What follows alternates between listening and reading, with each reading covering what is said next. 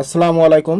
2025 সালের অনার্স তৃতীয় বর্ষ ইন কোর্স পরীক্ষার তারিখ ও নম্বর প্রেরণের নিয়মাবলী জাতীয় বিশ্ববিদ্যালয় দিয়ে দিয়েছে। তাই তারা অনার্স তৃতীয় বর্ষের শিক্ষার্থী তারা ভিডিওটি গুরুত্বপূর্ণ সহকারে শেষ পর্যন্ত দেখবেন।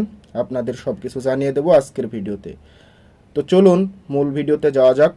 তার আগে একটি রিকোয়েস্ট, আপনারা যারা এই চ্যানেলে নতুন, চ্যানেলটি সাবস্ক্রাইব করে রাখবেন জাতীয় বিশ্ববিদ্যালয়ের সকল আপডেট তথ্য পেতে। তো এখানে দেখুন 2025 সালের অনার্স তৃতীয় বর্ষ ইন কোর্স পরীক্ষার তারিখ সম্পর্কে কি বলা হয়েছে। এখানে বলা হচ্ছে যে আপনাদের দুইটা ইন কোর্স পরীক্ষা দিতে হবে, ঠিক আছে। প্রথম ইন কোর্স পরীক্ষা যেটা অনুষ্ঠিত হবে 10/6/2026 থেকে 25/6/2026 তারিখ পর্যন্ত। এই 10 তারিখ থেকে 25 তারিখের মধ্যে প্রথম ইন কোর্স পরীক্ষা আপনাদের কলেজ কর্তৃপক্ষ নিয়ে নিবে। ঠিক এরপরে দ্বিতীয় ইনকোর্স পরীক্ষা 19/7/2020 থেকে 30/7/2026 তারিখ পর্যন্ত। দ্বিতীয় ইনকোর্স পরীক্ষা এই 19 তারিখ থেকে 30 তারিখের মধ্যে আপনাদের কলেজে অনুষ্ঠিত হবে এবং আপনাদের কলেজ কর্তৃপক্ষ নিয়ে নিবে। এই পরীক্ষা দুইটা দেওয়ার পরে কলেজ কর্তৃপক্ষ আপনাদের ইনকোর্স নম্বর জাতীয় বিশ্ববিদ্যালয়ের ওয়েবসাইটে অনলাইনে এন্ট্রি করবে। এটা করবে হচ্ছে 2/8/2026 থেকে 11/8/2026 তারিখ পর্যন্ত। এখন আমি ইনকোর্স সম্পর্কে গুরুত্বপূর্ণ কিছু কথা বলবো। সেগুলো হলো আপনাদের ইনকোর্স পরীক্ষা দেওয়া বাধ্যতামূলক। যদি ইনকোর্স পরীক্ষায় আপনারা না দেন এবং ইনকোর্স পরীক্ষায় ফেল করেন, তাহলে কিন্তু আপনারা জাতীয় বিশ্ববিদ্যালয়ের যে ফর্ম ফিল আপ তৃতীয় বর্ষে, এই ফর্ম ফিল আপ করতে পারবেন না। ওয়েবসাইটে আপনাদের নাম আসবে না যদি আপনারা ইনকোর্স পরীক্ষা না দেন এবং ইনকোর্স পরীক্ষায় ফেল করেন।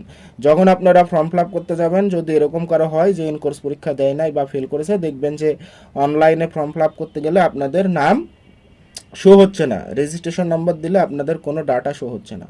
তাই আপনাদের সকলের প্রতি অনুরোধ, আপনারা কলেজের সাথে যোগাযোগ করে এই দুইটা ইনকোর্স পরীক্ষার রুটিন এবং এই ইনকোর্স পরীক্ষায় কি কি আসবে এটার সাজেশন আপনাদের যে ডিপার্টমেন্ট সেই ডিপার্টমেন্টের সাথে যোগাযোগ করে স্যারদের থেকে কালেক্ট করে নেবেন। নিয়ে সেই অনুপাতে পড়াশোনা করে আপনারা ইনকোর্স পরীক্ষা দিবেন। এমনভাবে দিবেন যাতে ইনকোর্স পরীক্ষায় ভালো একটি নাম্বার অর্জন করতে পারেন, ঠিক আছে। এখন ইনকোর্স পরীক্ষা এই গ্রহণের যে নাম্বার এটা জানিয়ে দেব। আপনাদের ইনকোর্স পরীক্ষার নম্বর 15% এবং ক্লাসে উপস্থিতির জন্য আরও 5% নাম্বার আপনারা পাবেন। আপনাদের ক্লাসের উপস্থিতির উপর ভিত্তি করে 5% মার্কের মধ্যে যত পার্সেন্ট পাবেন সেটা দিবে স্যারেরা। আর ইনকোর্স পরীক্ষার 15% মার্কের মধ্যে যত মার্ক আপনারা আনসার করবেন সেই অনুযায়ী মার্ক পাবেন। একজন পরীক্ষার্থী দুটি ইনকোর্স পরীক্ষার গড় নম্বর 40% পেতে হবে, না পেলে ফেল বলে গণ্য হবে এবং ফর্ম পূরণ করতে পারবেন না সেই ক্ষেত্রে। এজন্য ইনকোর্স পরীক্ষায় 40%-এর অধিক নাম্বার তোলার চেষ্টা করবেন। আর উপস্থিতিতে 5% মার্ক আছে, চেষ্টা করবেন রেগুলার উপস্থিতি হয়ে 5% মার্কটা অর্জন করার, ঠিক আছে। তো একজন পরীক্ষার্থী ক্লাসে কমপক্ষে 60% উপস্থিতি না থাকলে ন্যূনতম 3 নম্বর যদি না পান উপস্থিতির ক্ষেত্রে, সে ক্ষেত্রেও কিন্তু ফর্ম পূরণ করতে পারবেন না। এজন্য 60% উপস্থিতি থেকে 3 মার্ক অন্তত অর্জন করবেন উপস্থিতির ক্ষেত্রে, ঠিক আছে।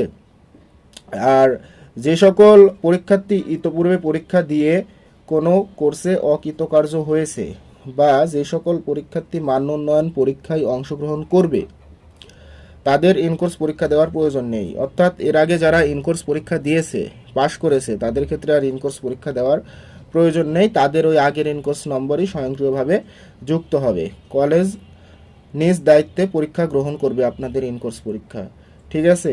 আর এরপরে তেমন কোনো গুরুত্বপূর্ণ কিছু নেই। এরপরে যে দুইটা পরীক্ষা হবে তার মার্ক কলেজ কর্তৃপক্ষ জাতীয় বিশ্ববিদ্যালয়ে পাঠিয়ে দেবে। তো এই ছিল আজকের গুরুত্বপূর্ণ তথ্য আপনাদের জন্য। আপনারা যারা ভিডিওটি শেষ পর্যন্ত দেখেছেন সকলকে ধন্যবাদ। সকলে ভালো থাকবেন। আসসালামু আলাইকুম।